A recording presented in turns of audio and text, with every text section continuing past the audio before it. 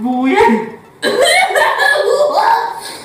يا لو كذا يا عم يقول. لا هلا عمي لا هلا شنو وطيحته؟ ذبت بالنرجيله ذبت بالنرجيله. انا عندي موضوع يلا جاي. يقول عمي انا اريد اخطب لمرأة. اي بيها الخير.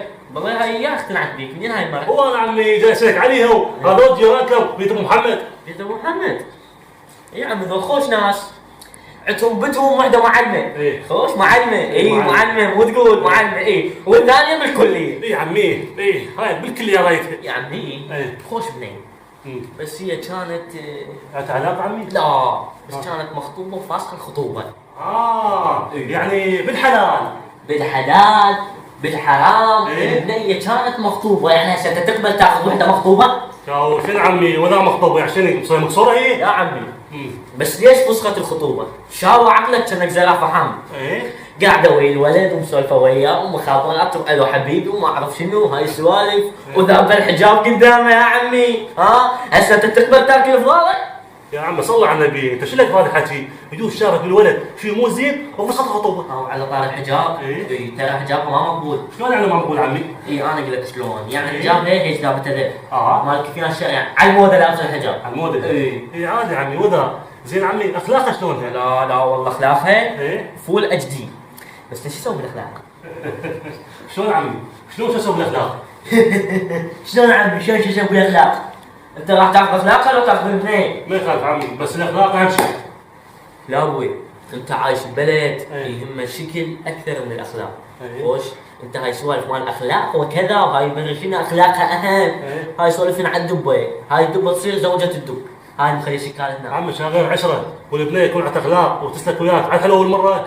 وعلى طار العشره. إيه؟ تاخذها مطلقين. عمي تو طلعت روحي انا شايف اوه انت من هذول راح اتزوج هنا واتزوج هنا. ايه انت بهذا البلد تتزوج البنيه وتتزوج عماتها وتتزوج خالاتها وتتزوج خواتها وتتزوج امها. ايه حتى اقول لك تتزوج ابوها. ولا عمي؟ ايه معقوله لان باكر بس يصير شيء إيه؟ اول ما يعيرونك بيهم. خوش حتى هلك يعيرونك بيهم. اي انا قلت لك. بس عمي إيه؟ ترى هي اختها كلش عادي. لا عمي لا بدك تتعلم من اختي. تتعلم من اختها عمي هي قابل سياقه. وعلى طار السياقه. ايه ترى البنيه تطلع سوق الظهر بسياقه ابوها تعلم السياقه.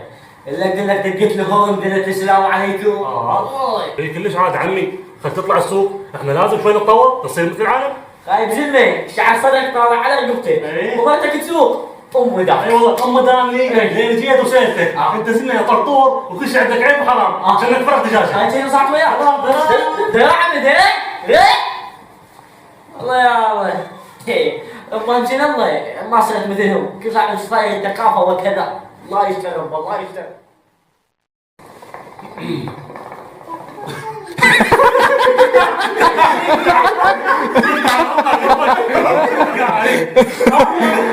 بالحلال بالحرام. بنية كانت مخطوبة تقبل تاخذ وحدة مخطوبة؟ اوكي ليش فسخت الخطوبة؟ وبعدين الولد كانت خاطبته مدري خاطبها. عمي شلون الصح؟ شلون عمي؟ شلون شو اسوي بالاخلاق؟ شلون عمي شلون تشوف بالاخلاق؟ انت راح زلمه ايش قدك اشكبك شعر صدرك صاعد على رقبتك.